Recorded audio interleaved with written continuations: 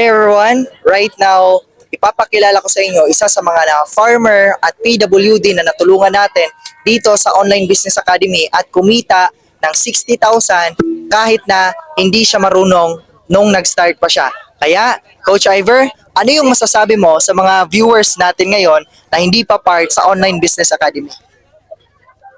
Hello everyone, by the way, I'm Ivor Sahunya. Isa po akong farmer agriculturist and nag-start po ako na walang alam sa online, walang experience at hindi matiki sa Facebook.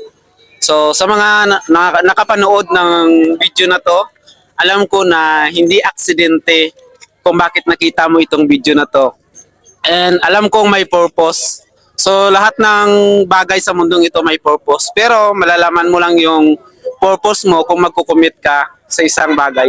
So sa mga nakapanood, sa mga hindi pa part ng community na to, so alam ko na isa ka din sa mga gustong kumita sa online.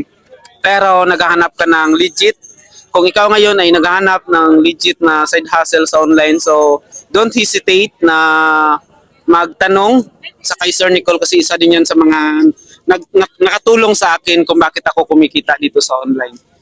So back to you, Sir Nicole. Yun, so kung ikaw, isa ka din sa mga naghahanap ng side hustle dito sa Online Business Academy, intayin kita sa inbox ko kasi kung nakaya ko natulungan si Coach Ivor na nag-start dito na walang-wala, I know for sure, kayang-kaya ko din natulungan kita.